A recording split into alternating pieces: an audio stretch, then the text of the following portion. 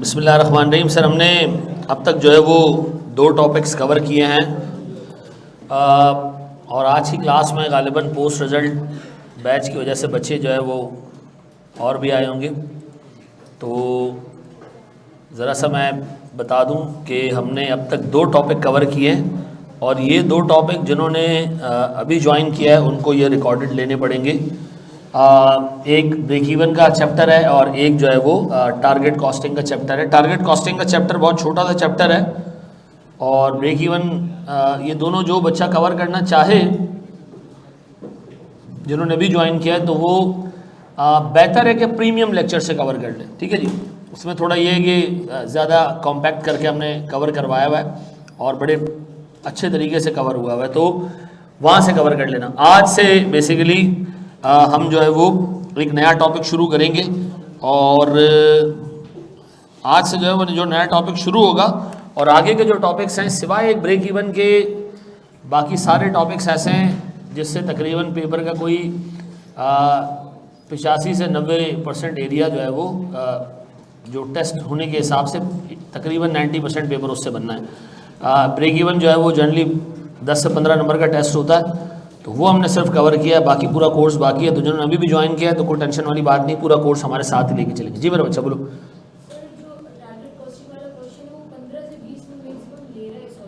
कोई मसले वाली बात नहीं है। वो टारगेट कॉस्टिंग का सवाल जब भी आएगा तो या तो वो रेलेवेंट कॉस्टिंग के साथ मिला के आएगा जो कि हमने अभी तक नहीं देखा, और जो उससे सवाल अभी तक पूछे तो उससे 2 ही सवाल पूछे अभी तक बगैर उसके। एक तो हमने वो पढ़ा था आइसक्रीम वाला और एक वो पढ़ा था हाईटेक वाला। हाईटेक तो था ही 16 नंबर का, समझो टाइम लगना चाहिए, लेकिन आम तौर पर टारगेट कॉस्टिंग का सवाल उसके साथ मिला के आता है। ठीक है जी, we are not going to do target costing by learning curve. एक सवाल उसके अंदर है तो वो भी हम देख लेंगे। सभी अलग टारगेट कॉस्टिंग और लर्निंग कर्व को मिला के भी एक सवाल है, वो भी हम देख लेंगे। अच्छा जी सर, हम एक टॉपिक स्टार्ट करने जा रहे हैं, लर्निंग कर्व। अच्छा देखो यार, एक चीज़ मैं आपसे इल्तिजा करूँगा ख़ास तौर पे उन स्टूडेंट से जो कि रुके थे लास्ट टाइम, ये जो भी एग्ज़ाम हुआ है इसमें रुके, नहीं पास कर सके पेपर और वो अब दोबारा पढ़ना है। देखिए, जब आप एक दफ़ा फेल हो जाते हैं ना तो सबसे बड़ा प्रॉब्लम ये नहीं होता कि अगली दफ़ा हमने पढ़ना कैसे। सबसे बड़ा प्रॉब्लम ये होता है कि जब आप अगला टॉपिक उठाते हो तो आपको याद आता है ये तो सब मुझे आता है, और ये वो चीज़ है जो आपको दोबारा फेल करवाती है। मेरी आपसे इल्तिजा है कि आप ऐसे लेके चलें इस पूरे कोर्स को एज इफ़ के ये मैं पहला अटैम्प्ट दे रहा हूँ। ठीक है जी, पहला अटैम्प्ट में दे रहा हूँ। ठीक है जी, तो ये दिमाग में रखिएगा, आपने ये सोचना है कि हम अपना फर्स्ट अटैम्प्ट दे रहे हैं और उसी एंथुजियाज्म से आपने सारे सवाल सॉल्व करने।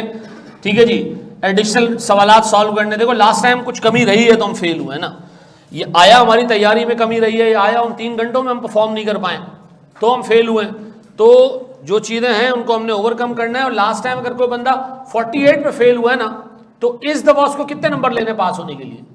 पूरे 50 लेने, 2 नंबर नहीं लेने। पढ़ना उसको सारा ही है वापस, ये दिमाग में रखिएगा। लोग ये समझते हैं कि यार 48 में फेल हुआ तो बस अगली दफ़ा तो मैं बस पर्चे में बैठ के आ जाऊंगा तो 2 नंबर नहीं, 2 नंबर नहीं लेने भाई, आपने सब कुछ दोबारा पढ़ना है। और ये यकीन जानो, मैं ये समझता हूं कि लास्ट अटेम्प्ट में जिन्होंने कॉस्टिंग का पेपर दिया है वो ब्लेस्ड लोग थे, लकी लोग थे। पर्चा बहुत आसान आया था, बहुत आसान पेपर था। उससे पहले वाला पेपर आप देख लो ना, आप यकीन करो 3 रातें सो नहीं पाओगे, इतना गंदा पेपर था लास्ट अटेम्प्ट वाला। मेरे हिसाब से ICAP ने बड़ा औला हाथ रखा था कि चलो यार निकाल लेने दो। अब वो ओला जो है ना वो गोला बन जाएगा, ये दिमाग में रखना। मेरा नहीं ख्याल है कि आपको लास्ट अटेम्प्ट जैसा पेपर दोबारा मिले। अब मतलब ICAP के एग्जामिनर ने हर एक चीज़ बोला, बेटा आप नाराज़ हो ना, ये भी ले लो, ये भी ले लो, पिछली दफ़ा तकलीफ हुई थी ना, ये भी ले लो, ये भी ले लो।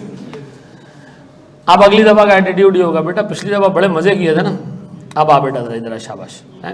तो मैं आपसे रिक्वेस्ट करूंगा आप तैयारी करना लास्ट से लास्ट अटेम्प्ट वाले पेपर को ध्यान में रखें कि उसमें डिसीजन मेकिंग के 3 सवाल थे और ठीक ठाक टेढ़े सवाल थे और बाकी चीज़ें भी ठीक ठाक टेढ़ी थी, सीधा सवाल नहीं थे उसमें। ठीक है जी, तो बिल्कुल करा देता हूँ मैं, ठीक है जी। अच्छा मेरे प्यारे बच्चों, लर्निंग कर्व है क्या? देखें, पहले हमने एक बड़ी बेसिक सी बात करेंगे और फिर उसके बाद हम इसकी थ्योरी को नंबर्स के साथ कनेक्ट करेंगे। देखिए 1940s में 45 में वर्ल्ड वॉर 2 चल रही थी, ठीक है। वर्ल्ड वॉर 1-2 इसी एरा में चली है, 1935 से 50 के बीच में, ठीक है जी। तो जब वर्ल्ड वॉर 2 चल रही थी तो वर्ल्ड वॉर 2 में एक अमेरिकन कंपनी थी जो शिप्स बनाती थी, बड़े बड़े जो है वो जहाज़ बनाती थी पानी के, ठीक है। तो उन्होंने एक चीज़ ऑब्जर्व की और ये ऑब्जर्वेशन जो है ना वो लर्निंग कर्व थ्योरी के नाम से आज जानी जाती है। उन्होंने क्या चीज़ ऑब्जर्व की? उन्होंने ये देखा कि जब हमने अपना पहला जहाज़ बनाया ना, फर्स्ट यूनिट, तो हमें टोटल टाइम लगा, पहला जहाज़ बनाने में हमें टाइम लगा 400 घंटों का। कितने का? 400 घंटों का। अच्छा, एवरेज टाइम कितना है? एवरेज किस तरह आता है? Total time divided by units. Average time कितना है? एवरेज टाइम कितना जी? 400। यानी पहला यूनिट बनाने में एवरेज टाइम, टोटल टाइम 400 घंटे लग गए। मजदूर थोड़े तेज हो गए। कितने यूनिट बन चुके हैं? एक। उन्होंने कहा आउटपुट को डबल कर दें। कितने और बनाए? एक और बना लेते हैं। जितना बन चुका है ना उसको डबल कर देते हैं। कितने बन चुके हैं? एक बन चुका है। कितने घंटे लगे? उन्होंने कहा इस आउटपुट को करते हैं डबल, यानी जितना बन चुका है उतना और बना लेते हैं। कितना और बनाया हमने? एक। तो टोटल यूनिट्स कितने हो गए? 2। उन्होंने एक चीज ये नोट की कि जो एवरेज टाइम है ना, टोटल नहीं, कौन सा टाइम? एवरेज टाइम एक कांस्टेंट रेट से गिरना शुरू हो गया। उन्होंने कहा जी हमारा एवरेज टाइम 80% रह गया। 80% का मतलब है 320। 300। अब बताओ 2 यूनिट अगर एवरेज 320 घंटे में बने तो 2 यूनिट मिला के टोटल कितने घंटों में बने? 640 नहीं होता? 640 नहीं होता? होता है ना? अब मेरा एक सवाल है। उन्होंने चीज नोट की कि जब हम आउटपुट को डबल करते हैं, average time to produce 1 unit sir एक कांस्टेंट रेट से नीचे आता है। मुझे बताओ ये कोई ऐसी थ्योरी है जो यूनिवर्सल है या ये सिर्फ इन्होंने ऑब्जर्व की थी? नहीं, यूनिवर्सल थोड़ी है। बहुत सारे काम ऐसे होते हैं जिसमें लर्निंग हो ही नहीं सकती है। अब एक मजदूर को तौलिया जो है वो तय करना है, तौलिया तय करने में सर वो 10 सेकंड लेता है, तो क्या अगला तौलिया तय करने में वो 8 सेकंड लेगा और फिर ऐसा करेगा रजनीकांत की तरह तौलिया पैक? नहीं। कुछ कामों में लर्निंग हो सकती है, हर काम में लर्निंग, कुछ कामों में लर्निंग ज्यादा होती है, कुछ कामों में लर्निंग कम होती है। तो ये याद रखना, ये जो ऑब्जर्वेशन है ये किन की है? ये उसी ग्रुप ऑफ लोगों की है जो उन्होंने 1940-42 में ये चीज नोट की। क्या नोट किया उन्होंने? जब हम आउटपुट को डबल करते हैं क्या होता है? टोटल टाइम की बात नहीं की उन्होंने क्या किया? एवरेज टाइम एक कांस्टेंट रेट से नीचे आता है। ऐसा? अब मुझे एक बात बताओ, मैं फिर पूछूं, ये कोई लॉजिकल बात है या ये कोई एक्सपीरियंस्ड फैक्टर है? लोगों ने एक्सपीरियंस किया ये, लेकिन आप ये नहीं कह सकते कि हर दफा ऐसा होता है। ये उन्होंने क्या किया? एक्सपीरियंस किया। अब बताओ कितने यूनिट बन चुके हैं? 2। अब बताओ डबल करने के लिए क्या करना पड़ेगा? 2 और बनाने पड़ेगा। तो टोटल यूनिट कितने हो जाएंगे? बताओ एवरेज टाइम, एवरेज टोटल नहीं, एवरेज टाइम कितना नीचे आएगा? 80% निकालो उसका और बताओ टोटल टाइम कितना हो जाएगा? 4 × 256 कितना? 1024 घंटे टोटल लग गए कितने यूनिट बनाने में?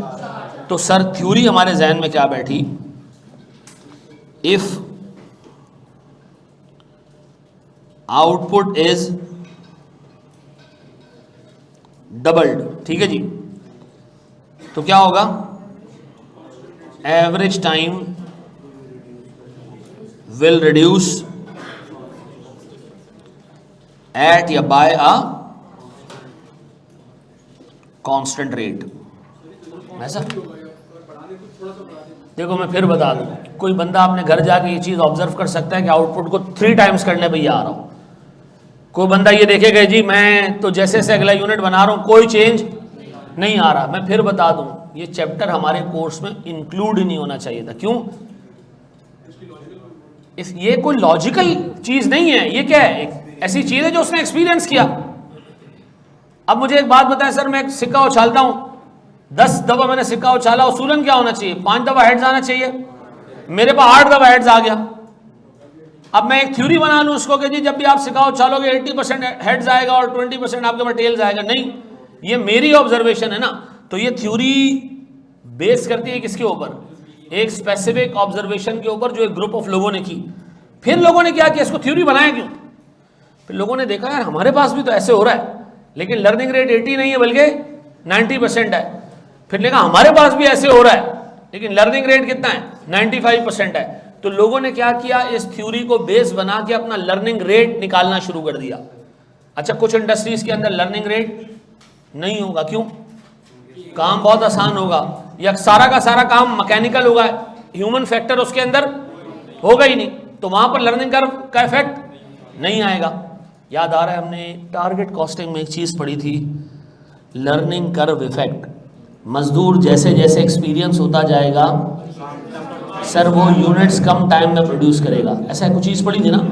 अब बताओ लर्निंग कर्व की एग्जैक्ट थ्योरी क्या कहती है कि जितने यूनिट बना चुके हो उतने और बना दो ना, तो आपका एवरेज टाइम क्या होगा, एक कांस्टेंट रेट से नीचे आएगा। जो कांस्टेंट रेट है ये इंडस्ट्री टू इंडस्ट्री वेरी करता है, ऐसा। अब मुझे एक बात बताओ, देखो ये थ्योरी की रिक्वायरमेंट क्या है, डबल है। एक बंदे ने डबल किया, उसके बाद उसने कहा मुझे तो फील ही नहीं हुआ कोई, तो नहीं हुआ तो नहीं हुआ। क्या मैं कह रहा हूं कि ये थ्योरी हर जगह अप्लाई होगी, है। एक टीचर आया, उसने पहली दफा कोर्स पढ़ाया 200 घंटों में, ठीक है जी, उसने कहा जी एक दफा मैं कोर्स पढ़ा चुका हूं, एक और पढ़ा लिया तो जी 160 घंटे हो गए। उसने अगले 2 बैच पढ़ाया तो जी 120 घंटे हो गए, और माशाल्लाह 16 साल बाद वो 8 घंटे में बैच लपेट देता है। ऐसा होता है? नहीं सर, सीधी सी बात है, हर इंडस्ट्री के अंदर ये चीज़ अप्लाई नहीं होती है। कुछ इंडस्ट्रीज के अंदर लर्निंग होगी, कुछ के अंदर। तो मुझे बताओ हम फिर इसको पढ़ क्यों रहे हैं, इसलिए कि हमारे कोर्स में शामिल है। पूरी दुनिया में जितनी अकाउंटेंसी बॉडीज हैं सब लोगों ने अपने कोर्सेज से 2018-20 के आसपास इसको निकाल दिया। ICAP ने इसको 2017 में अपने कोर्स में डाला है,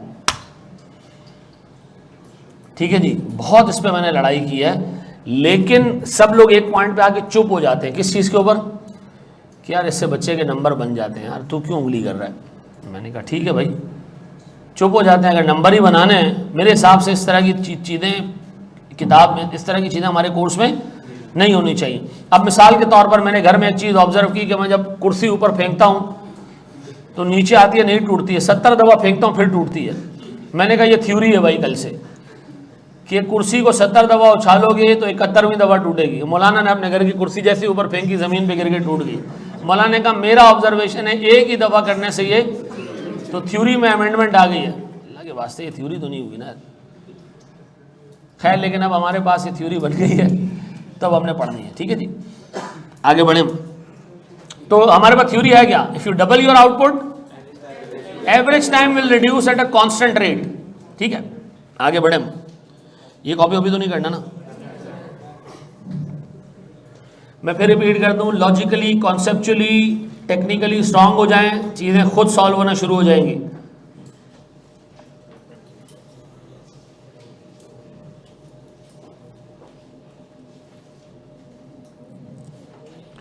यार हाफिज उसके अंदर चीजें चेंज करूंगा मैं। जी मेरे बच्चों, हम आगे बढ़ें।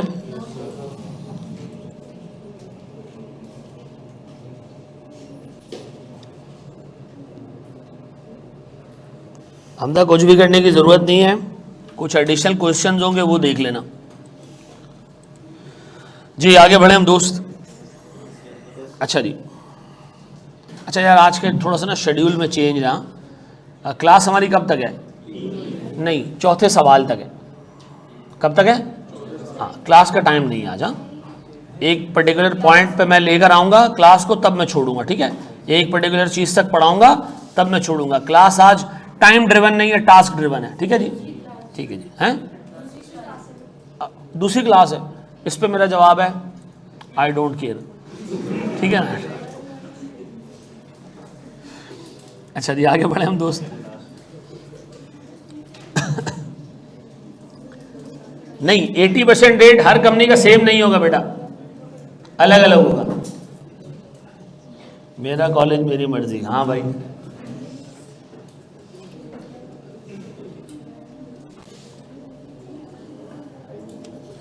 क्लास के बाद भी, क्लास के एंड पे सारी डिस्कशन करेंगे।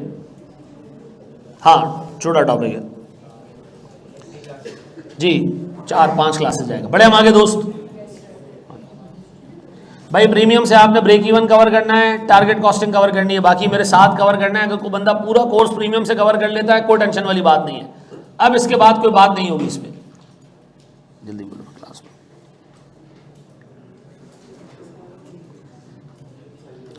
जी मेरे बच्चों, आगे बढ़े हम।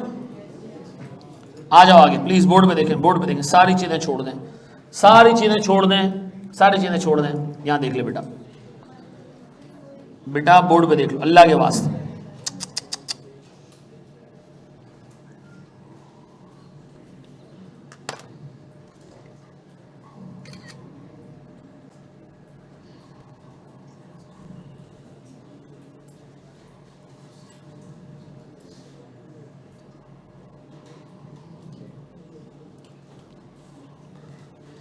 अच्छा जी, बोर्ड पे देखिएगा दोस्त। अब एग्जाम में किस तरह आता है ये चीज, सारी चीजें छोड़ो, इधर देखो यार। मुझे एक बात बताओ, मेरे पास एक मैंने मशीन बनाई, ठीक है जी। उस मशीन पे, पहली मशीन मैंने बनाई, ठीक है। उस पर मटीरियल लगा कितने का, 10,000 रुपये। वॉशिंग मशीन एज्यूम करो, लेबर की 6,000 रुपये की कॉस्ट लगी। ये लेबर 1 घंटे के कितने पैसे लेता है? तो बताओ 6,000 रुपये अगर हमने लेबर को पे किए हैं तो कितने घंटों में काम किया होगा? इसका मतलब है इस वॉशिंग मशीन को बनाने पे मजदूरों के 400, पहला यूनिट है, पहला कितने घंटे लग गए? 400। फिर सीधी सी बात है सर, अगर आप 3600 को 9 से डिवाइड करेंगे तो ये भी 400 ही आएगा। इसका उर्दू जुबान में मतलब समझते हो? जितने घंटे मजदूर काम करता है उतने ही घंटे मशीन भी चलती है। जितने घंटे मजदूर काम करता है, आम तौर पे ये दोनों लिंक्ड होंगे एग्जाम में, अनलेस के एग्जामिनर क्या करे, ये कहे कि वेरिएबल ओवरहेड का लेबर से कोई ताल्लुक नहीं है। आम तौर पे जितने घंटे लेबर के होते हैं उतने ही घंटे। आप बताओ, लेबर ढीला है, काम स्लो कर रहा है, तो मशीन भी क्या करेगी? ज्यादा खर्चा देगी आपको। ऐसा बिल्कुल है मेरे बच्चों। यार सवाल आगे देखते जाओ। अब बता, 400 घंटों में पहला यूनिट बना। कंपनी क्या कर रही है? अपनी कॉस्ट पे 30% मार्कअप चार्ज कर रही है और फिर उसके बाद इसको बेच रही है। मेरा सवाल है सर आपसे, पहला यूनिट पे मटेरियल कितने का लगा? 10,000 का। पहले यूनिट पे लेबर कितने का लगा? 400 घंटे 15 रुपए के हिसाब से कितने? 6,000। पहले यूनिट पे वेरिएबल प्रोडक्शन ओवरहेड कितना लगा? सर 3600 रुपये का। पहले यूनिट पे मुकम्मल खर्चा कितने का आया? 19,000। हमने कहा जी हम इस पे प्रॉफिट चार्ज करेंगे कितने का? 30% का। मार्कअप 30%। लगाओ जरा 30% कितना होता है? कितना बेटा?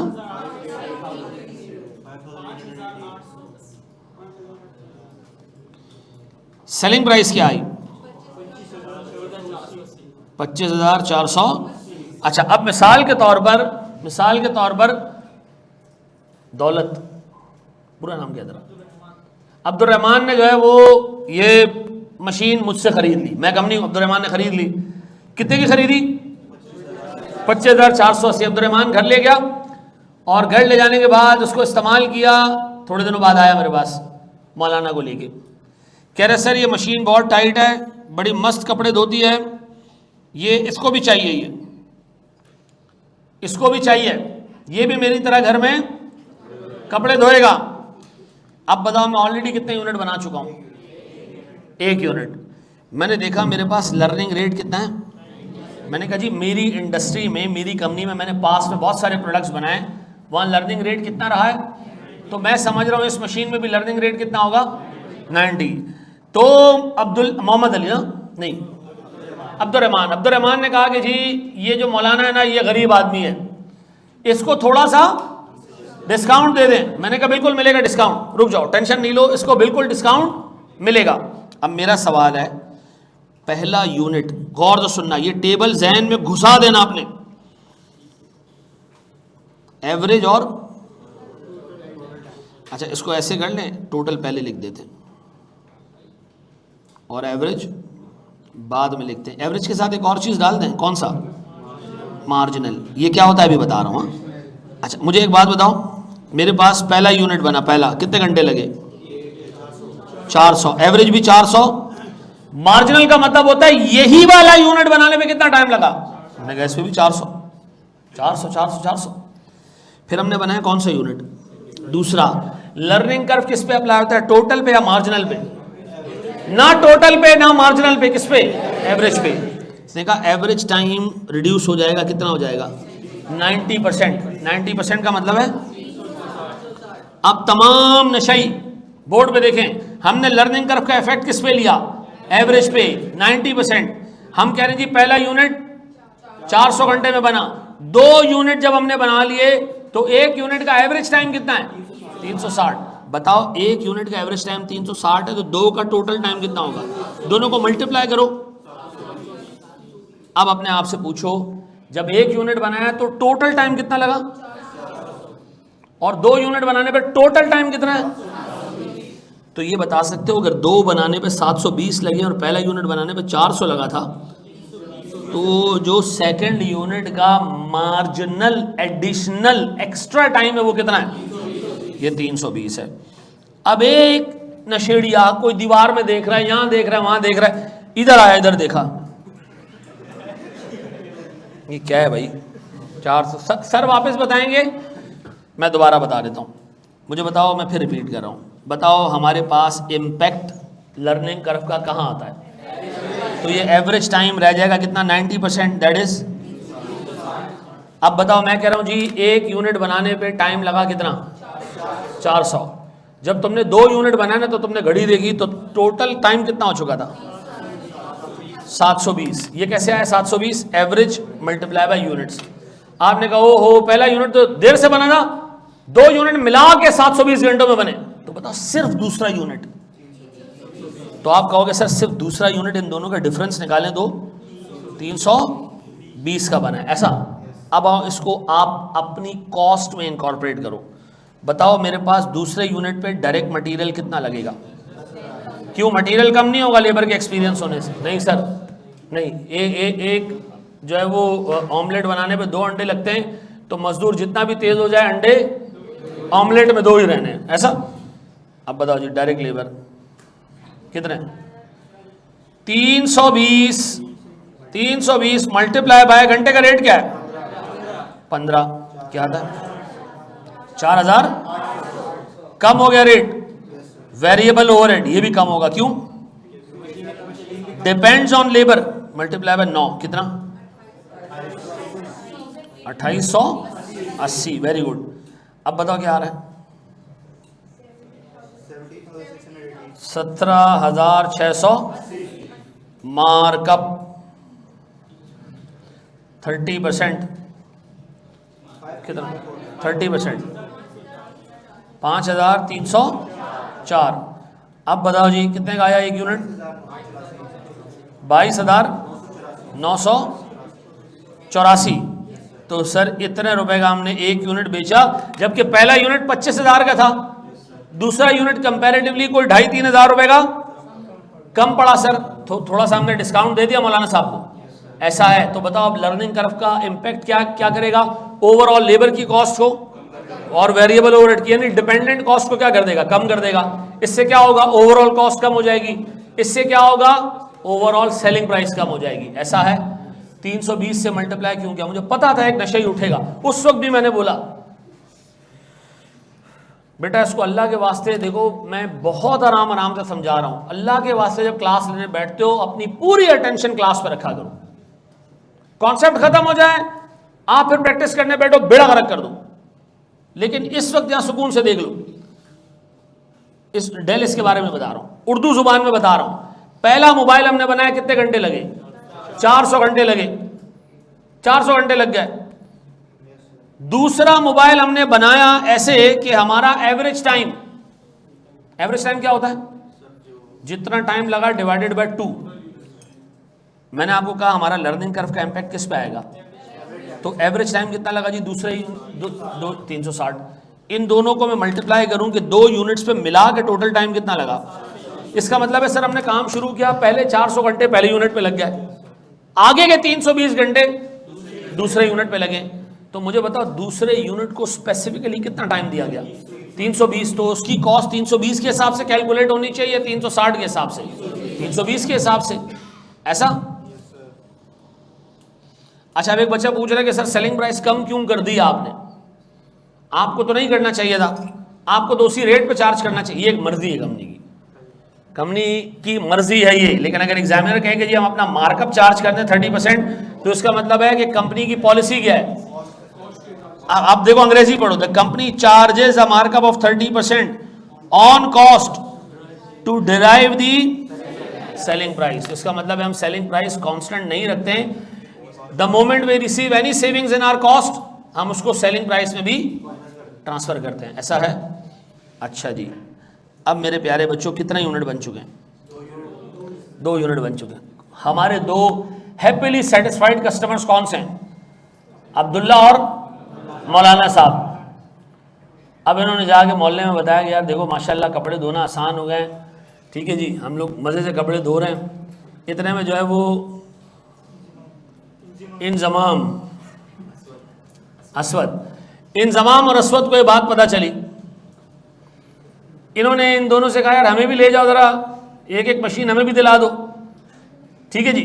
अब और तो सुनना, इतने में इस भाई ने भी कहा, हुज़ैफा, इंजमाम और अस्वद, ये तीनों आए मेरे पास, जी हमें 3 मशीन और चाहिए। मैंने कहा देयर इज़ ए लिमिटेशन। उन्होंने कहा क्या लिमिटेशन? मैंने कहा मेरी थ्योरी चलती है किस चीज़ के ऊपर है, जब आउटपुट को डबल किया जाए। तो मैं अब तक कितने यूनिट बना चुका हूँ?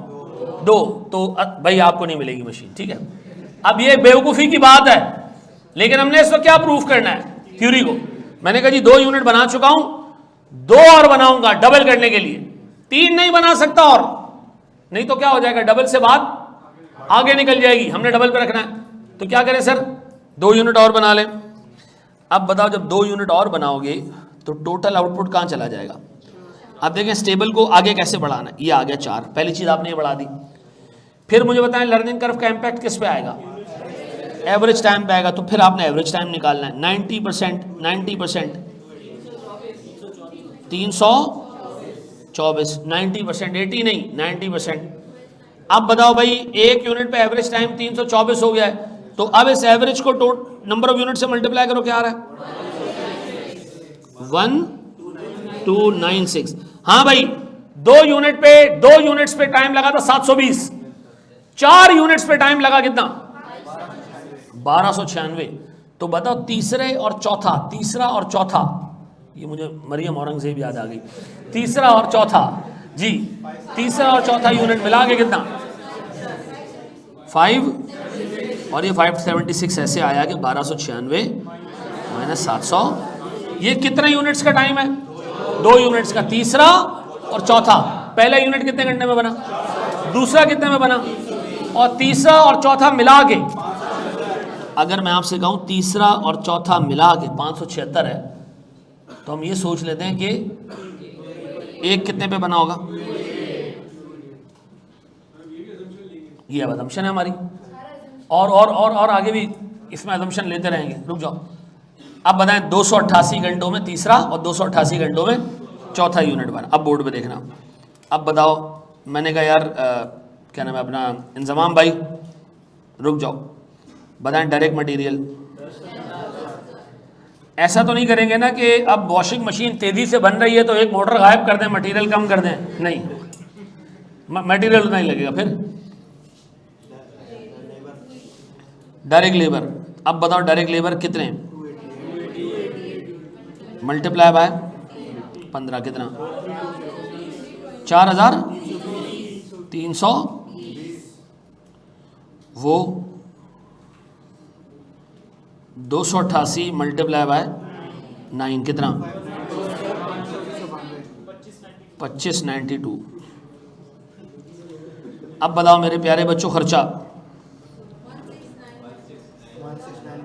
912। अब देखिए, आप देखें तो हमारे पास ये तीसरे और चौथे यूनिट की कॉस्ट सबसे लोएस्ट आ रही है, सबसे लोएस्ट आ रही है, ऐसा।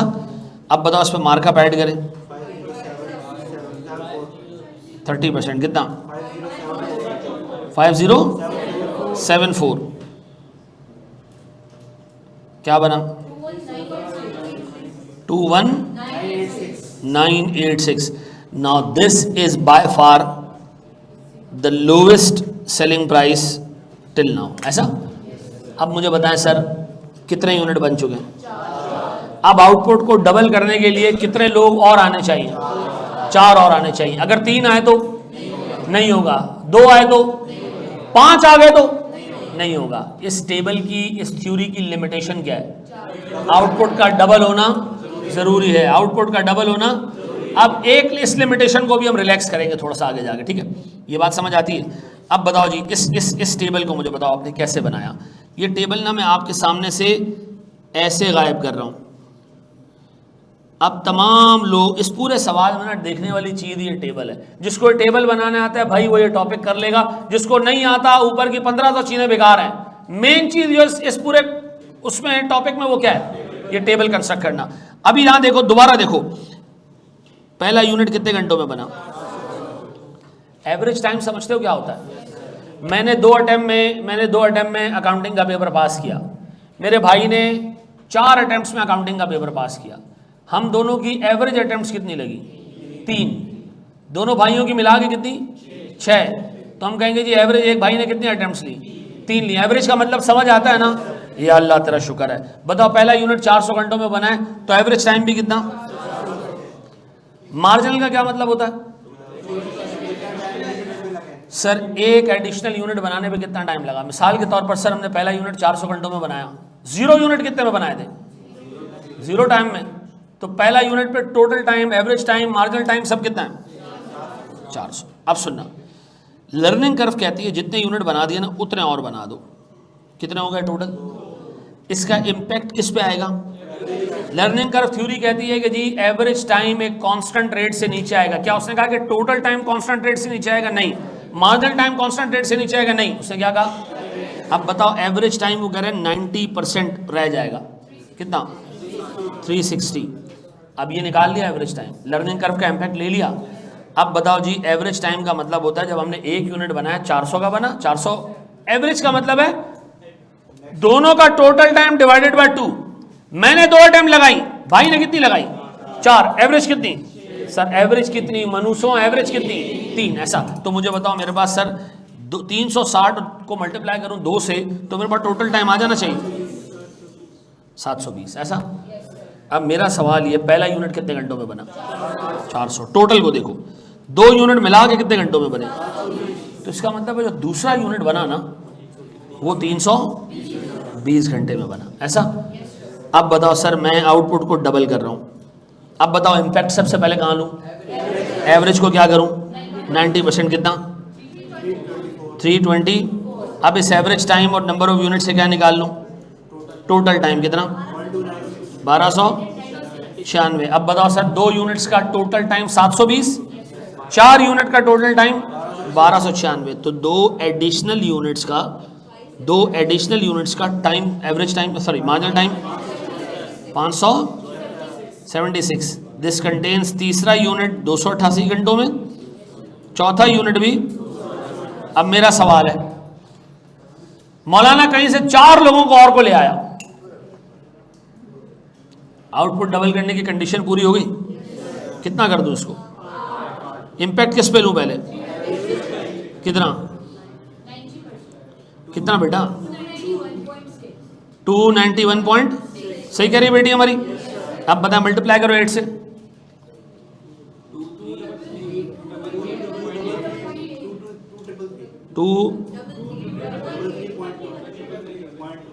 गरक करो, आगे बढ़ो। अब बताओ जी ये 4 एडिशनल यूनिट्स बने और टोटल टाइम 1296 से उठ के 2300 समथिंग पे आ गया। कितने एडिशनल यूनिट्स हैं? 4 एडिशनल यूनिट्स का टोटल टाइम 1036। ये कितने यूनिट्स का टाइम है? तो डिवाइडेड बाय 4 करो, 259 पॉइंट गया भाड़ में। ऐसा कर लोगे? अब बताओ सर, जैसे जैसे वक्त गुजरता जा रहा है आपको नहीं लग रहा कि यूनिट जल्दी बन रहा है? तो इस हिसाब से तो अगर हम 1600-1700 यूनिट बना लें तो वॉशिंग मशीन ऐसे ताली बजाएंगे ठक, वॉशिंग मशीन 2 गिरेंगी नीचे, ऐसा नहीं। लर्निंग एक पॉइंट पे आके क्या हो जाती है, रुक जाती है। वो अभी एग्जाम में हमें बताएगा कि लर्निंग जी 18वें यूनिट पे रुक जाएगी, लर्निंग जो है वो 150वें यूनिट पे रुक जाएगी। अभी तक उसने ऐसी कोई बात नहीं की। ये कर लोगे मैनेज? सबसे इंपॉर्टेंट चीज़ क्या है? टेबल। आओ ये बेटा कॉपी कर लो जी मेरा बच्चा। इसका सवाल पास में 10 नंबर का भी आया हुआ है, 12 नंबर का भी आया हुआ है, 8 नंबर का भी आया हुआ है, 8 से कम नहीं आता अगर इसका अपना सवाल आ गया। अदरवाइज ये डिसीजन मेकिंग के अंदर जो है वो एम्बेड होके आता है। आसान, मैंने आपको बोला था ब्रेक इवन रुलाएगा।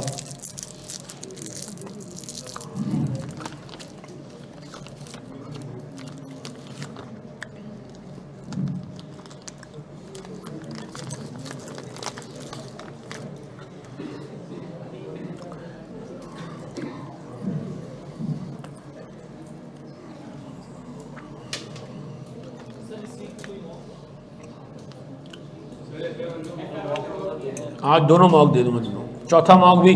अरे माशाल्लाह बेहतरीन काम कर दिया। तीसरे मॉक में माशाल्लाह 80 कॉपियाँ हो गई हैं। मैं तो रात को प्रोग्रेस देख के मुझे यकीन हो गया कि मुझे आईकेएफ को लेटर लिख देना चाहिए कि आपका एग्ज़ाम अब हमारे लेवल का नहीं है, हमारे लोग आगे निकल गए। सोल्यूशन देता नहीं है क्या तुम्हें वो? आज मैं सारे सोल्यूशन भी दे दूंगा। अगर मैं सोल्यूशन डे 1 पे दे दूं ना, या दे दिया करूं, आप तो ईमानदार लोग नहीं देखा करेंगे।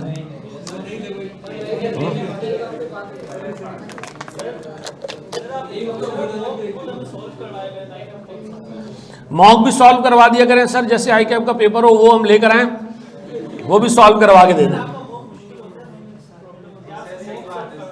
मैं सोल्यूशन साथ में देता दूं।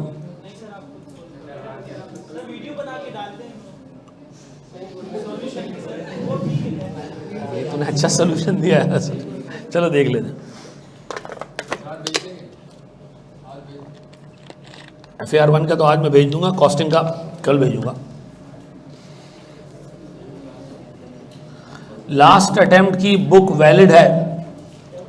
देखो लास्ट अटेम्प्ट की किताब अगर किसी के पास ऑलरेडी है तो पैसा मत खर्च कीजिएगा, आप अपने पास वो लास्ट अटेम्प्ट की किताब ही चलाइएगा। कुछ एडिशनल चीज़ें मैं आपको दे दूंगा, उसके लिए दोबारा किताब खरीदने की ज़रूरत नहीं है।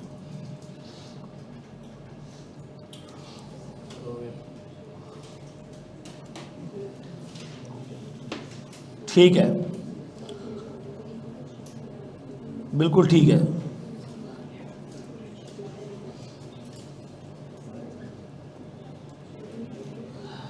हाफिज साहब, ये एक सवाल ऐसा है, इसको थोड़ा सा रोक दो, आगे जाके मैं बताऊंगा कि during idle times generally overheads incur नहीं होता। ठीक है ना, थोड़ा सा रुक जाओ, आगे बता रहा हूँ।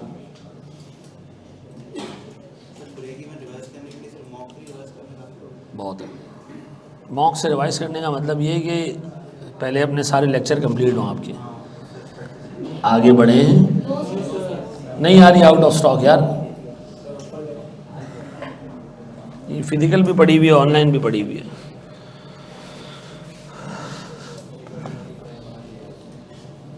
आप यकीन करें अभी की क्लास की चैट का भी निकाला करें ना, तो इसमें 80% चैट इस चीज़ से रिलेटेड होती ही नहीं है कि यार ये जो आपने चीज़ कराई है इसमें ये चीज़ समझ। 80% चैट होती है किताब किधर है, वॉशरूम में लोटा नहीं है, साबुन गायब है। ठीक है, एक बच्चा मेरे पास आया, बोला जी मैं आईकेएफ में गया वॉशरूम में सर, और उधर ना आपकी किताब पड़ी हुई थी ज़मीन पे, तो किताब पे आपकी तस्वीर है, मैंने उठा के चूम के साइड पे रख दी। ठीक है, और आईकेएफ के इन्विजिलेटर ने मुझे देख लिया, उन्होंने सर मेरा ना मुझसे साइन वाइन कराया, पेपर तो करने दिया लेकिन साइन वाइन करा लिया मुझसे, तो सर इसको आप ज़रा देख लीजिएगा। तो मैंने कहा भाई तेरे को क्या ज़रूरत थी, पढ़ी रहती किताब। बोला नहीं सर ऐसे कैसे सर, आप हमारे टीचर हैं यार। मैंने कहा मैं थोड़ी गिरा हुआ था उधर, किताब गिरी हुई थी। अच्छा, बाद में मुझे लगा कि यार आई कैप इस चीज़ पे एक्शन ले लेगा, तो मैं एक छोटी सी ईमेल डाल दी एग्ज़ाम डिपार्टमेंट को। मैंने कहा यार इस तरह का मामला हुआ है। उन्होंने बैठ के उसको कैमरा से स्क्रूटनाइज़ किया। ये बंदा खुद गया, इसने वो किताब कुछ छपड़ वपड़ करके गया हुआ था लेके, वहाँ किताब निकाली, देखा, फिर उसको शक हुआ कि इन्विजिलेटर देख लेगा, तो इसने ऐसे ऐसे करते हुए निकला, पकड़ लिया इसको। अल्लाह के वास्ते यार इतना बनाओ कि सामने वाले को ये तो फील ना हो कि उसको बनाया जा रहा है। अच्छा, कॉल भी मुझे की कि मैं एक सॉफ्ट कॉर्नर रखूँ कि यार मेरी शक्ल जो है ना वॉशरूम में पड़ी हुई थी, इसने उठा के चूम चाम के जो है वो, खुदा के खौफ करो यार। Very good. ये मार्जिनल किस किस से मल्टीप्लाई करके आया है? कहाँ मैं सर मारूं अपना यार। मार्जिनल बेटा दो टोटल्स के बीच का डिफरेंस होता है, ठीक है जी। आप सुबह 6 बजे उठे, आपने 9 बजे तक आपने क्रिकेट देखी, फिर आपने 11 बजे तक पढ़ाई की। अब कोई पूछे कि कितने घंटे पढ़ाई हुई, तो कैसे निकालोगे? 11 में से क्या माइनस करोगे? 6 या 9? 9 माइनस करोगे ना, तो दो टोटल्स का डिफरेंस ले रहे हो। आप कह रहे हो जी मैंने 2 घंटे पढ़ाई की है, ऐसा सेट हो जाएगी, टेंशन नहीं लो। आओ मेरे प्यारे बच्चों, अब मैं आपको दे रहा हूं एक क्वेश्चन, सुनो। एक बात बताओ, इस टेबल में लिमिटेशन किस चीज की है? आउट बोल के, अच्छा बोर्ड पे देखो, बोर्ड पे प्यारे भाई, बोर्ड पे देखो। एक टेबल बनाते हैं, ठीक है। यूनिट्स, टोटल,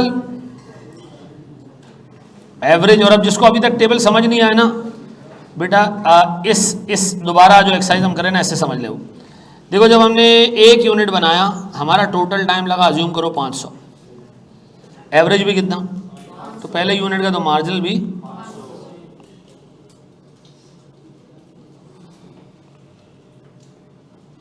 अब बताओ सर, आउटपुट को डबल करें तो इसका इंपैक्ट आएगा एवरेज पे। अज्यूम करो 80% लर्निंग रेट, 80%, 400। अब कोई नशा ही उठेगा, कहेगा ये 400 कहां से आया? 80% लर्निंग रेट है। फिर मुझे बताओ, अगर एवरेज टाइम 2 यूनिट्स का 400 है, तो 2 यूनिट्स का टोटल टाइम कितना होगा? 800। और जो दूसरा यूनिट है वो कितने घंटों में बना? बन गए 2 यूनिट। अब आउटपुट को डबल करने के लिए क्या करूं? 4। इंपैक्ट किस पे आएगा? एवरेज टाइम पे। Very good. कितने? अब निकाल लो टोटल, अब निकाल लो मार्जिनल। ऐसा सही कर रहा हूं मैं? अब भाई 8 यूनिट्स, एवरेज, टोटल, मार्जिनल 7। बस एक दफा और करते हैं, 16, एवरेज पॉइंट, पूरा 205, 204.8 मल्टीप्लाई बाय 16,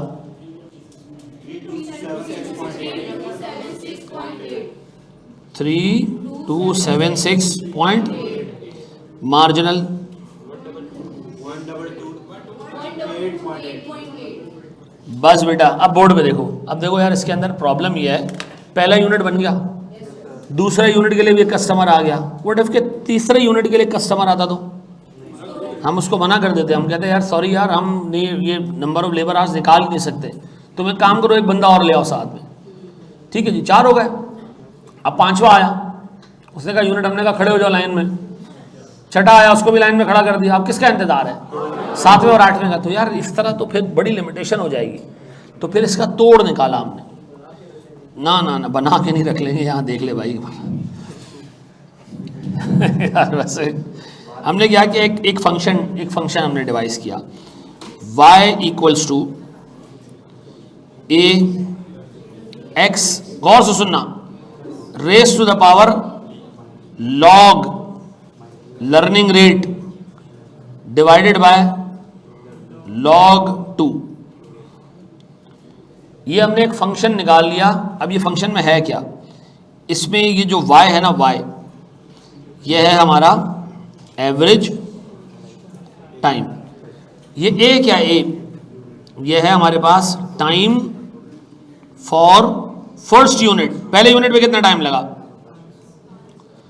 अच्छा जी, फिर मेरे पास लर्निंग रेट क्या है जी,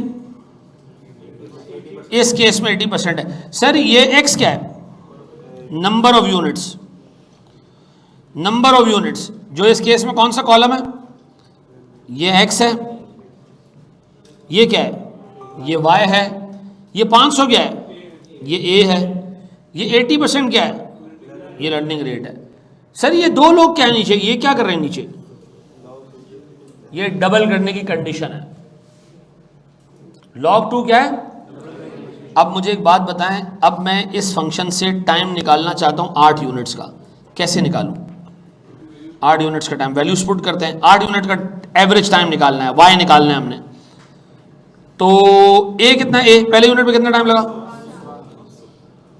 x क्या है, x number of units multiply by 8 raise to the power log 0.8 divided by log 2। अब देखो ये y कितना आ रहा है। अब एक बच्चे को ये टेंशन है, इतने सारे लोग ऊपर चढ़ेंगे कैसे, हैं, ये कर लोगे ना जी, क्या आ रहा है, ये log learning rate divided by log 2, ये पूरा ऊपर है। नहीं ये x यार, a x के ऊपर रखो या x के ऊपर रखो फर्क नहीं पड़ता, ये मल्टीप्लाई हो रहा है, लेकिन ये पावर हमेशा एक इंडिविजुअल पे होती है। ये ax मल्टीप्लाई हो के पावर नहीं लग रहा, ये x के ऊपर है पावर, ठीक है ना जी। क्या आ रही है 200, क्या y वाकई 256 है। अच्छा अब यार इससे तो हमारा प्रॉब्लम सॉल्व हो गया, हम तो अब 500 इंटू 9 भी रख सकते हैं, यानी 1 यूनिट भी हम ऐड कर सकते हैं। अब हमें जितने यूनिट के लिए एवरेज टाइम चाहिए वो आराम से निकाल सकते हैं। अब वो डबल की कंडीशन लग तो रही है, लेकिन हम निकाल पा रहे हैं आराम से। अब देखो क्या आ रहा है sir, log 0.8 divided by log 2 कितना, 246.47। इसका मतलब है सर अब हमारी वो डबल करने की कंडीशन है तो सही, लेकिन हम टेबल के बगैर अब इस फंक्शन से आराम से काम चला सकते हैं। अब बताओ y अगर हम निकाले 16 यूनिट्स के लिए,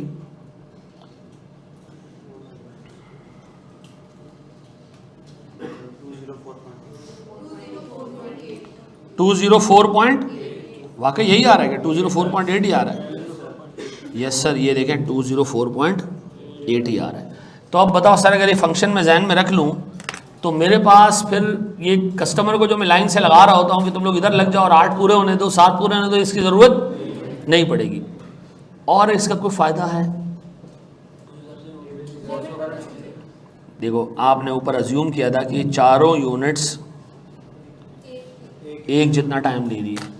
अब आप इनका भी क्या कर सकते हैं, एग्जैक्ट प्रिसाइज टाइम निकाल सकते हैं।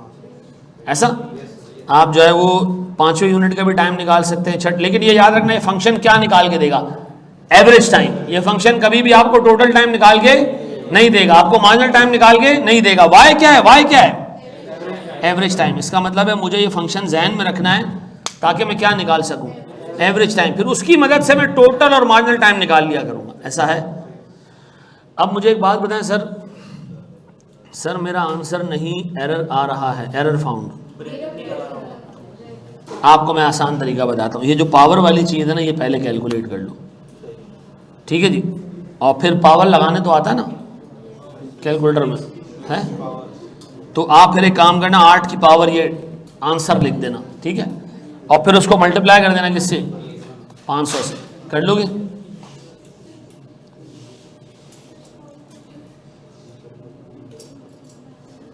ये कैलकुलेटर में चढ़ाने आ गया भाई।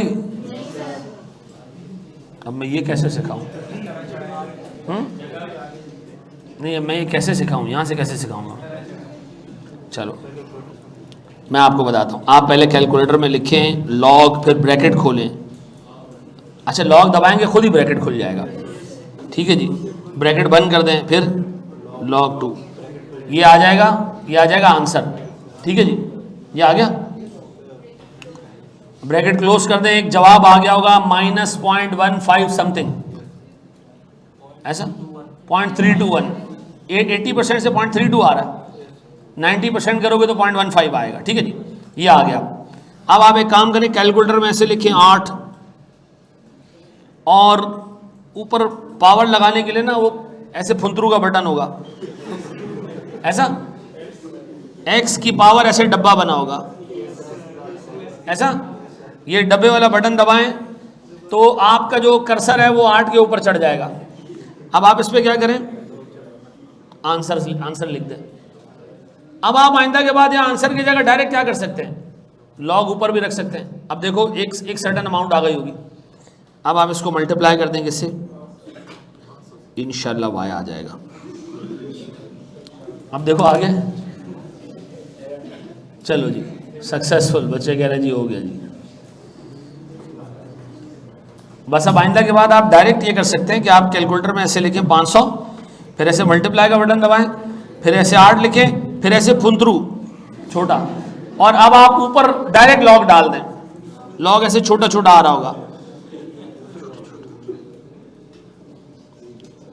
बस अब आप एंटर कर दें, डायरेक्ट जवाब आ जाएगा। पक्का पक्का जी। अब आप कॉपी कर लें मेरा प्यारा बच्चा।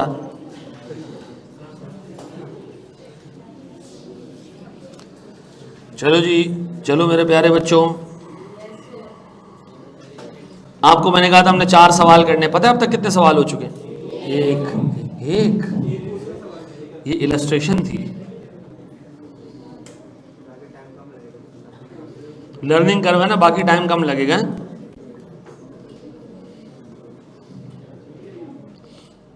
यार कोई घर में एप्पल टीवी यूज करता है, वो डिवाइस किसके पास है? एप्पल टीवी की डिवाइस होती है ना, नहीं क्या करो, मैं सभी गरीब हैं हम यार, अल्लाह ताला आपको मुझसे ज़्यादा पैसे दे बस यार।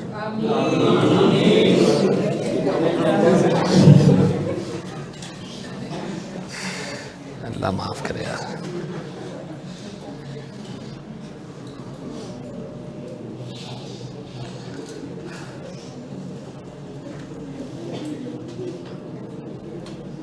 एक टाइम ऐसा आएगा तुम्हारी ज़िंदगी में, तुम्हारे मल्टीपल बैंक अकाउंट्स होंगे, और ऐसे तुम रैंडम कोई अकाउंट खोलोगे तो वहाँ तुम्हें नजर आए, ओ भाई यहाँ तो 4-4.5 लाख रुपए पड़े हैं, तो पता भी नहीं था कि ये अकाउंट भी है।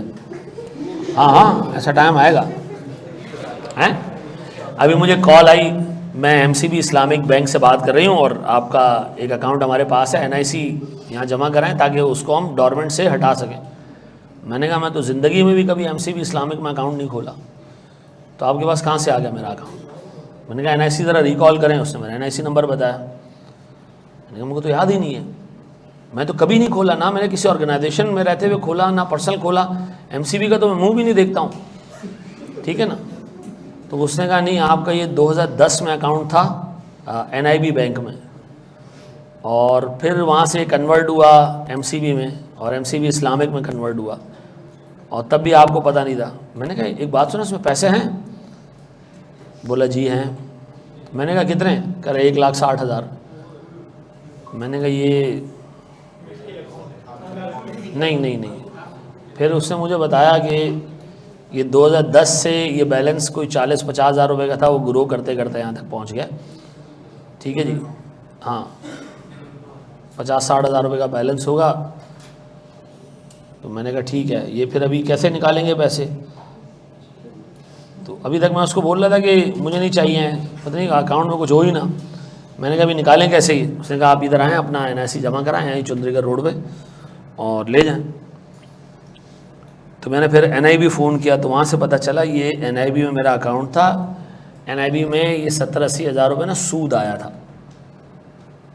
और फिर ये सूद ग्रो करते करते मज़ीद सूद बन गया। ये इस्लामिक सूद है, उससे पहले गैर इस्लामिक सूद था।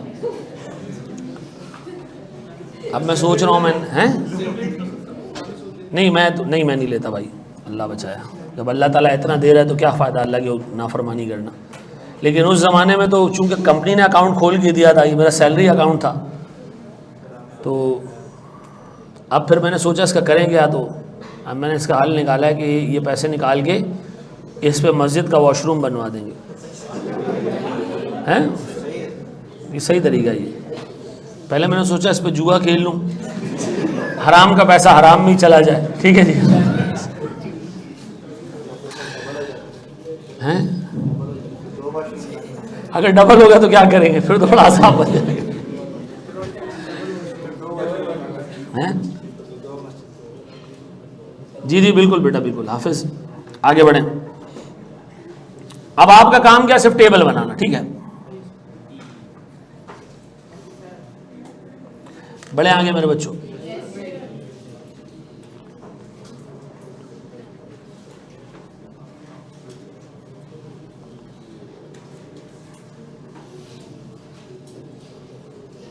गिफ्ट टू सम पॉलिटिशियन, नहीं, क्या आप किसी गरीब को नहीं दे सकते ना पैसा? मौलाना साहब, हाँ ये मैंने भी इस तरह सुना है कि बगैर सवाब की नीयत से।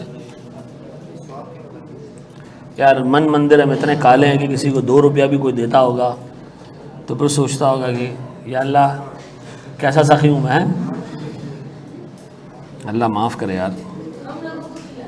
हैं, क्या कह रहे हैं?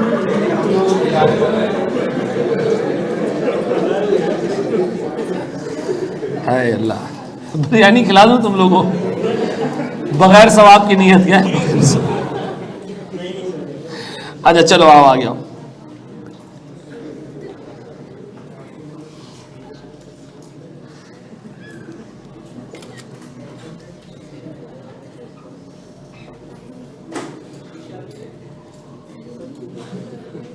मैंने कहा ना कि हराम का पैसा हराम में ही चला जाए। देखो भाई, एक हदीस है नबी सल्लल्लाहु अलैहि वसल्लम की कि सूद, इसका मफहूम है सूद लेने वाला, देने वाला, हिसाब किताब रखने वाला, हिसाब किताब रखवाने वाला, सूद पे गवाही देने वाला, गवाही दिलवाने वाला, ठीक है जी। और एक दो लोग हैं इसमें, मुझे एग्जैक्ट याद नहीं है कि अल्लाह के नबी ने किन किन को एड्रेस किया इसके अंदर। सारे वो लोग हैं जो अल्लाह और अल्लाह के रसूल के ख़िलाफ़ जंग पे खड़े हुए, ठीक है जी। और अल्लाह और अल्लाह के रसूल से आप लड़ नहीं सकते हो, ये दिमाग में रखना, ठीक है। तो अल्लाह तो अल्लाह है, नबी अकरम सल्लल्लाहु अलैहि वसल्लम जिसने आपकी शफाअत करनी है, आप उनके ख़िलाफ़ तलवार उठा के खड़े हैं। लेकिन इस पूरी हदीस में कहीं पे भी पढ़ने और पढ़ाने वाले का जिक्र नहीं है। तो ये ना हो कल ऊपर आपको जब मोचड़े पड़ रहे हों तो आपका या अल्लाह ये जो जा रहा है ना ये वाला, इसी ने पढ़ाया था मुझे, ठीक है ना। ये हरकत नहीं होनी चाहिए ऊपर, ठीक है जी। हैं, ये मैं आज बता दूं, ठीक है जी। मैंने आपको पहले बता दिया कि ये काम करना सही नहीं है। अच्छा जी, ये कह रहा है भैया, a company is planning production and has observed a learning curve effect in it's manufacturing process. इसका मतलब है इस कंपनी में मजदूर या लेबर एक बड़ा फैक्टर है, प्रिडोमिनेंट फैक्टर लेबर है इसके, ठीक है। The time required for first unit is, इसको हम क्या नाम दें, A, and learning rate is, ये लर्निंग एक्सपोनेंशियल आ गया ऐसा। This means that each time cumulative production doubles, the average time falls to 80, average time per unit falls to 80% of the previous average, ठीक है। फिर अब मुझे चाहिए टोटल टाइम किसका, 40 यूनिट्स का। अच्छा सुनो सुनो सुनो, मैं इधर एक लाइन लिख रहा हूं और ये लाइन इतनी इंपॉर्टेंट लाइन है कि ये मैं आखिर तक बार बार रिकॉल करता रहूंगा। लर्निंग इज अ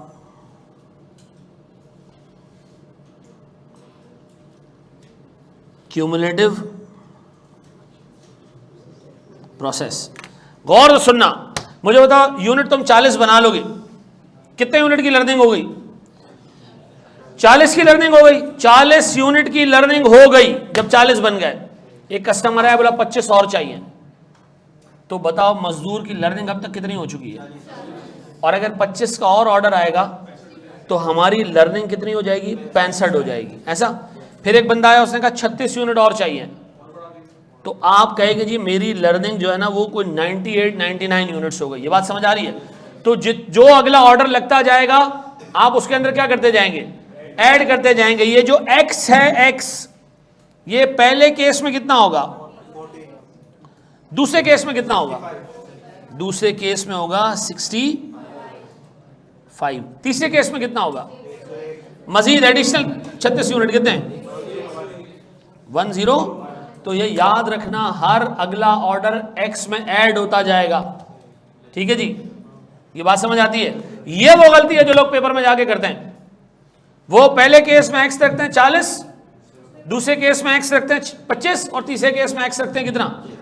ये याद रखना, ऐसा नहीं करना है। लेबर की लर्निंग इंक्रीज होती जा रही है, पहले 40 यूनिट में उसकी लर्निंग 40 हो गई, अगले 25 में अब उसकी लर्निंग ऑल द वे कितने पे चली जाएगी, ऐसा है। अब मुझे टोटल टाइम निकाल के दो, मुझे इनफैक्ट बोर्ड पे देखना, मुझे ये टेबल चाहिए। टेबल कैसे बनेगा, यूनिट्स में कितने हैं, पहला फर्स्ट यूनिट, फिर 40, ठीक है जी, फर्स्ट 40 हो गया, फिर 65, ऐसा। फिर मुझे यहां चाहिए एवरेज और मुझे यहां चाहिए टोटल, बस और कुछ नहीं चाहिए मुझे। ठीक, ये टेबल मुझे कंप्लीट करके दो,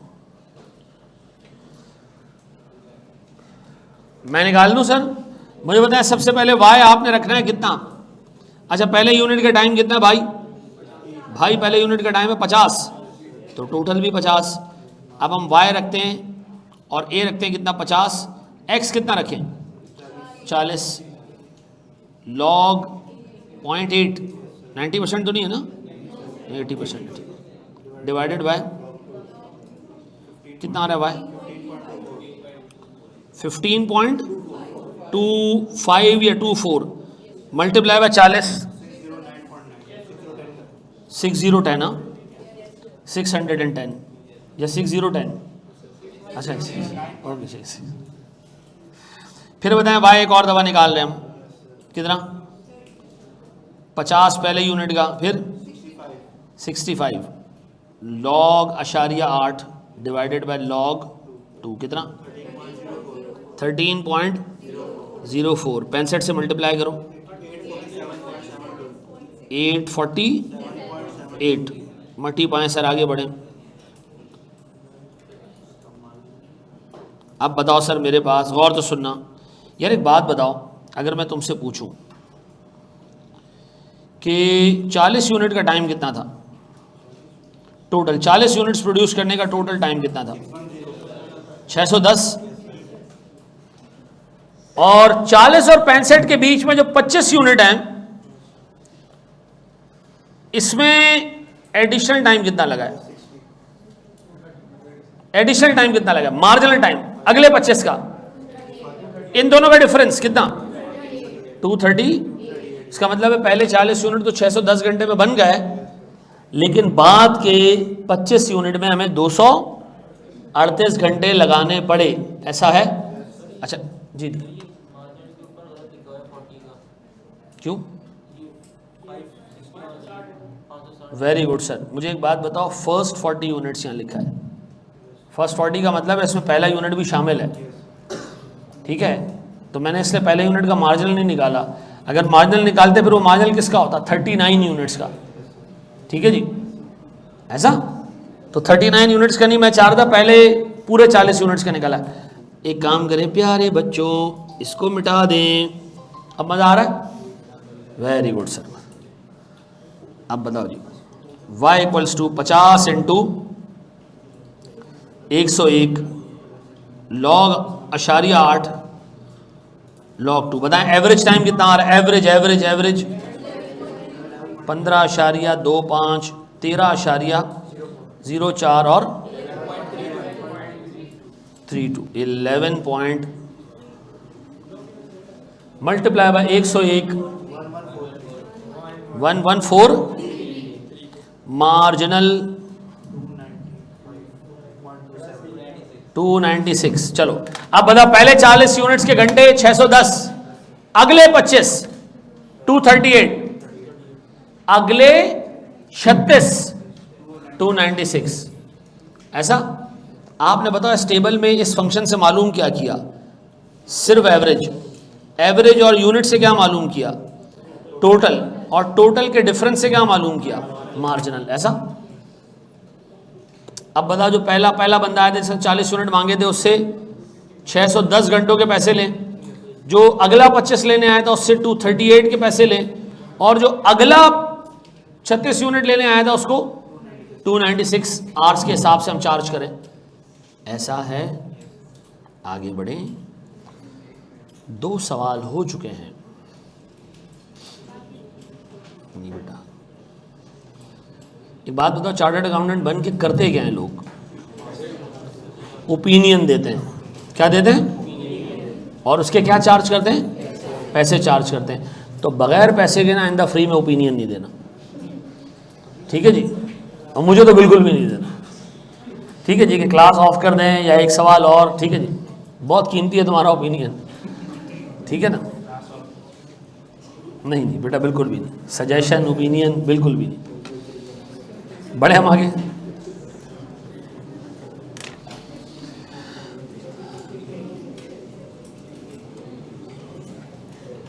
टाइम अब 1.5 लाख, पता नहीं क्या है टाइम, क्या है टाइम?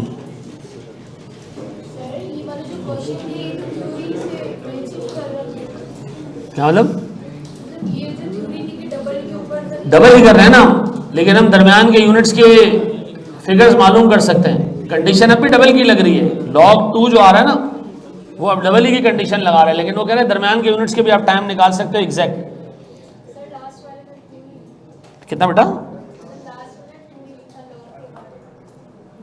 इन्ना लिल्लाहि व बेटा, जो चील की निगाहें हैं तुम्हारी, इसने ये 2 आइडेंटिफाई कर लिया। चलो आगे बढ़ो दोस्त।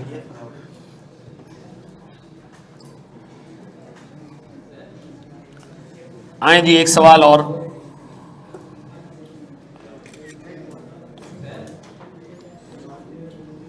जी मेरा बच्चा, तो नहीं, पर यूनिट पे निकाल सकते हो आप, उसको डिवाइड करके आप ये कह सकते हो एवरेज इतना टाइम लगा अगले यूनिट्स को प्रोड्यूस करने। अच्छा, जो ये जो ब्लॉक्स आ रहे हैं ना 25, 35, हम अज्यूम कर रहे हैं ये एक कस्टमर आ रहा है, कह रहे जी मुझे 25 यूनिट चाहिए, तो हम उसको 25 यूनिट्स के एक साथ पैसे बता रहे हैं, ठीक है जी? हम पहले 40 को कह रहे हैं जी तुम्हारा काम 610 घंटों में हुआ है, तो आप 610 घंटों के हिसाब से पैसे पे करोगे। दूसरा आया, उसने कहा मुझे 25 यूनिट चाहिए, मैंने कहा तुम्हारे 238 आवर्स बन रहे हैं, तो तुमने उसके हिसाब से पैसे देने। और तीसरा आया, उसने क्या कहा, मुझे अच्छा मुझे बता, उसको सबसे फायदे में कौन होता है? जो बाद में आता है। ऐसा? अब यार ये सवाल नहीं पूछना सर, इसका मतलब तो फिर हमें बाद में ही आना चाहिए। ये फजूल सवाल नहीं पूछना भैया।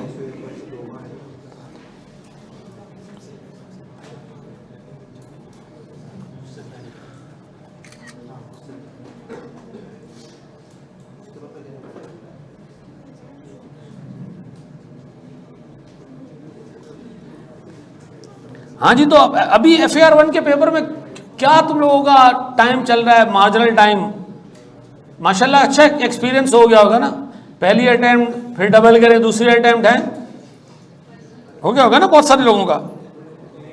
नहीं हुआ?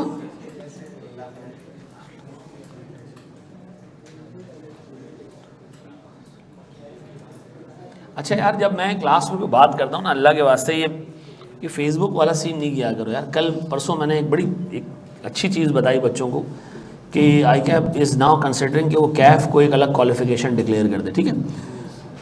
तो इट वाज एक बात जो कि क्लास में मैंने की है, चूँकि अच्छा मुझे ये लोग सोचते भी होंगे यार ये सर को कहाँ से पता चल जाती है। भाई मैं जो है वो बहुत सारे और लोगों के साथ, 60 लोगों के साथ एक कमेटी है, मैं भी उसका मेंबर हूँ। जब बाकी लोग जो है ना वो इंटरेस्ट नहीं लेते इन चीज़ों में, मैं बाकायदा इंटरेस्ट लेता हूँ, मैं बच्चों के लिए वहाँ लड़ता भी हूँ, सारी चीज़ें भी देख रहा होता हूँ, तो मुझे चीज़ें अच्छा, फिर मैं वहाँ इजाज़त लेता हूँ, जो हमारे चेयरमैन होते हैं मैं उनसे इजाज़त लेता हूँ कि भाई क्या ये इन्फॉर्मेशन ऐसी है जो डिस्क्लोज़ की जा सके? तो वो कहते हैं नहीं है, तो फिर हम नहीं बताते बाहर। जहाँ वो कहते हैं कि हाँ यार ये आप भले शेयर कर सकते हैं, इट्स अ गुड थिंग, आप अच्छा बच्चे इंकरेज होंगे। तो पहले मैंने एक चीज़ कही कि यार एक सब्जेक्ट है डाटा एनालिसिस का या सस्टेनेबिलिटी का नया पेपर आ रहा है, वो इन पेपर्स पे एग्जाम्ड होगा। बाहर बहुत सारे लोग ऐसे हैं इस इंडस्ट्री के अंदर कि वो ये कह तो रहे होते हैं कि जी हम बच्चों के लिए लड़ रहे हैं, हम बच्चों के लिए बात करें, लेकिन मैं आपको बताऊं बहुत सारे टीचर्स एक ईमेल तक नहीं करते आई कैप को। ठीक है जी, लास्ट टाइम डिस्क्वालिफिकेशन पॉलिसी के ऊपर जितनी लड़ाई की है ना, कुछ टीचर्स हैं जो बहुत इन है, बहुत वो मतलब लड़ते हैं बच्चों के लिए, वो लड़ते हैं आगे जाके, लेकिन मेजॉरिटी को कुछ नहीं पता होता और कहते हैं जी कल मैं प्रेजेंटेशन बनाऊंगा इस चीज़ के ऊपर।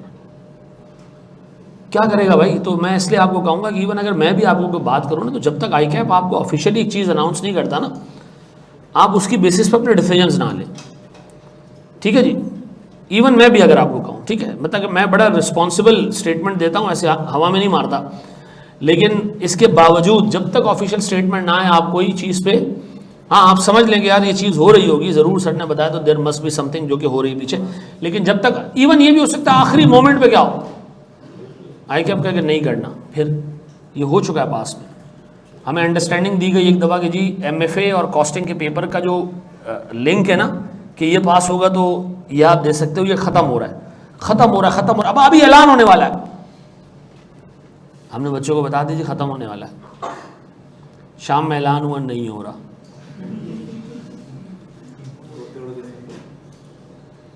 मैंने कहा टाइम टू हाइबरनेट, वो होता ना जैसे वो डाल के तो मैं इसलिए आपसे रिक्वेस्ट करूंगा कि, लेकिन ये है कि एक अच्छी चीज़ होने जा रही है नहीं, अब तो ऐसी चीज़ है कि उस पर काफ़ी काम हो चुका है, तो मैं आपको इसलिए बता रहा हूँ। इवन अभी आगे आने वाले सालों में आपको आई कैप की एक छोटी क्वालिफिकेशन भी नज़र आएगी, ठीक है जी, अकाउंटिंग टेक्नीशियन के नाम से, ठीक है जी, वो क्वालिफिकेशन होगी कि जो CA नहीं करना चाहता और चाहता है कि एक ऑथेंटिक क्वालिफिकेशन ले, तो बजाय ACCA पे जाने के आपको या लोकली एक सेकंड ईयर क्वालिफिकेशन मिल जाएगी, इस पर भी काफ़ी काम हो रहा है। चलो जी, आओ जी, ये कह रहा जी company produces a product named X, ओहो क्या याद दिला दिया, and observes a learning effect in its production process, the time required for first unit of X is 260 hours, फिर इसकी रिकॉर्डिंग डाल दो बाहर, कोई मसला नहीं है, उसके बाद भी चली जाएगी, and the learning rate is 90%। अब बताएं हमारी लर्निंग रेट कितना है जी? 90%। फिर कह रहे जनाब the total time required for producing first 50 units and next 42 units, ये तो तुम अभी ऐसे ऐसे कर लोगे, ऐसा कर हैं, ये टेबल बस टोटल टाइम बता दोगे कितना, ये तीसरा क्वेश्चन है, तो चौथा मैं फिर आप लोगों को होमवर्क दे दूंगा, टेंशन ना लें,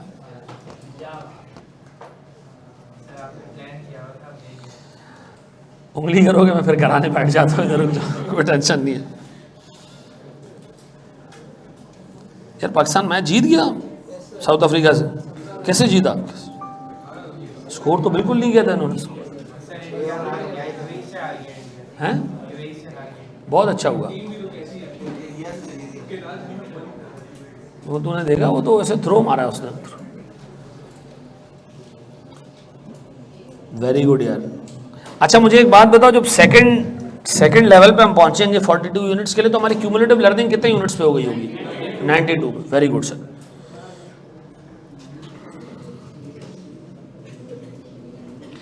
ऐसे करूं जी, y equals to 260 multiply by 50.9 log ऊपर और 2 लोग,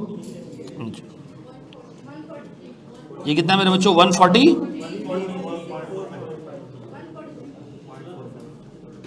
143 पॉइंट,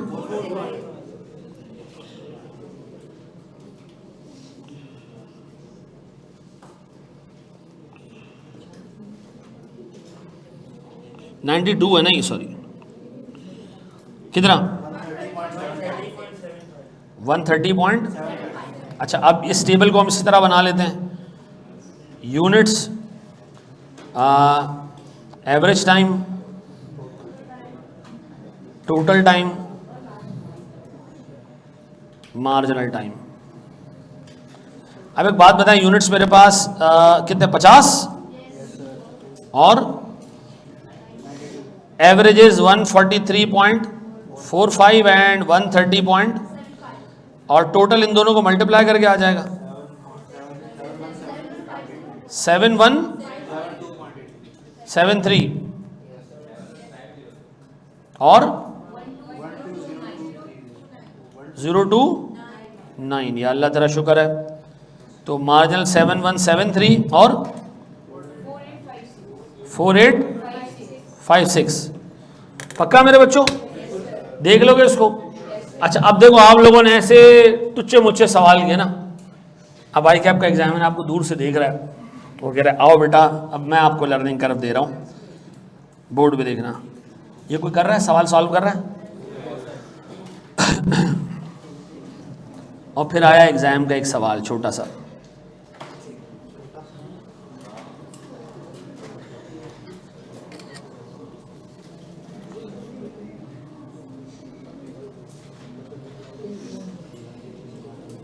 अब आप घर जाइएगा और इस सवाल की रिक्वायरमेंट में ऐड कर दीजिएगा एक छोटी सी चीज़। ये कह रहे हैं calculate selling price per unit for the first year of supplies and calculate the discount in rupees for the next 2 years if you can. ये सवाल में ऐड कर दीजिएगा। आओ मेरे बच्चों, मैं सवाल को रीड कर रहा हूँ। देखो अब आपसे ये सवाल ना हो जाएगा अगर आप मैथमेटिकली थोड़े से तेज हैं। अच्छा सुनो, अब सुनो। ये कह रहा है जी ज़ैम्बिया लिमिटेड। अच्छा अगली क्लास में मैं इसको खुद कराऊंगा, मैं सिर्फ रीड कर रहा हूँ आपके सामने ताकि आप घर में इसको कर सको। ये कह रहे हैं Zambia limited is a renowned manufacturer of high tech modems, ठीक है जी, is known for its regular introduction of innovative products to the market. हम नए नए प्रोडक्ट्स फेंकते हैं सर मार्केट में। The company is now contemplating the launch of an advance modem characterised by its capability to operate over long range frequencies. बस आप ये घर में लगा लें तो जो चौथा घर है आपके मोहल्ले का, वहाँ तक इसके सिग्नल जाएंगे, ठीक है जी। चौथे घर में रहता है कोई। ये कह रहे जनाब the modem requires expertise of skilled labour, ठीक है जी, due to its intricate design. Sir मुश्किल डिज़ाइन है तो लेबर का काम बड़ा खतरनाक है इधर, और जैसे जैसे लेबर एक्सपीरियंस होता जाएगा हर अगला यूनिट इंशाल्लाह कम टाइम में प्रोड्यूस करेगा, ठीक है। These modems will be produced for a single customer, एक ही बंदा है जो सारे यूनिट हमसे खरीदेगा। And a total of 240 modems will need to be delivered over a 3 year period evenly. अब इसका मतलब है 80 यूनिट पहले साल बनेंगे, 80 यूनिट दूसरे साल बनेंगे और 80 यूनिट तीसरे साल बनेंगे, ऐसा। तो पहले साल वाई निकालोगे कितने यूनिट्स का, 80 का, दूसरे साल वाई निकालोगे 160 का, तीसरे साल 240 का। आसान है। अच्छा मटेरियल, ये 12,400 रुपये का एक यूनिट पे लगता है। अच्छा लेबर का अर्ली रेट बता सकते हो कितना है जी, डिवाइड करो उसको। अच्छा एक बात बताओ, ये जो तुम्हें टेबल दिया हुआ ये किसका टेबल है? ना ना ना ना, ये फर्स्ट यूनिट का टेबल है। तो बताओ पहले यूनिट पे घंटे कितने लग रहे हैं? 2000 और 9 रुपए का अर्ली रेट है। वेरिएबल ओवरहेड भी 2000 घंटे और 5.4 पर आर, ये है। अब और सुना, the company charges the markup of 25% on cost, मसला तो नहीं है ना। फिर anticipated inflation over the next 2 years of 8% for raw material and 7% for labour and variable rate. ये जो आर्ली रेट आ रहे हैं और ये जो मटेरियल का रेट आ रहा है, ये पहले साल 12,400 9 रुपए और 5.4 है, अगले साल ये इन्फ्लेट हो जाएगा। तो जब आप अगले साल के आर्स निकालेंगे तो उसको इन्फ्लेटेड रेट से मल्टीप्लाई कीजिएगा, और तीसरे साल ये और इन्फ्लेट हो जाएगा। तो एक तरफ आर्स कम हो रहे होंगे लेकिन दूसरी तरफ आर्ली रेट बढ़ रहा होगा, ठीक है जी। फिर वो कह रहे हैं a reduction in material usages by 5% in second and third year. Okay वो क्या, रुक जाओ, मटेरियल भी कांस्टेंट नहीं रहेगा, मटेरियल भी इन्फ्लेशन की वजह से बढ़ रहा होगा, लेकिन मजदूर के इफेक्टिव होने की वजह से उसका यूजेज कम होता जा रहा होगा, ठीक है जी। 85% लर्निंग रेट है, variable overheads move in line with labour. पक्का? उसने कहा जी पहले साल की तो सेलिंग प्राइस निकाल के दे दें और अगले 2 सालों में बताएं हम डिस्काउंट कितना दे सकते हैं। तो टेक्निकली अगले 2 साल की भी क्या मांग रहा है? सेलिंग प्राइस मांग रहा है, ऐसा। अब ये सवाल अगर तुमसे घर में सॉल्व हो गया ना, तो इसका मतलब है कि तुमने लर्निंग कर्व तो पढ़ा, लेकिन जो ओवरऑल पिक्चर अब तक डेवलप करते आ रहे थे हम ऊपर सारे पिछले चैप्टर्स के अंदर, उसको देखते हुए तुम इसको आराम से कर लोगे। जिनका अभी कोई पेपर नहीं पास है, अभी सेकंड अटेम्प्ट है, वो कैसे लेकर चलें? जैसे हम लेकर चल रहे हैं, रोज की क्लासें लें और काम करते जाएं साथ में, ठीक है जी।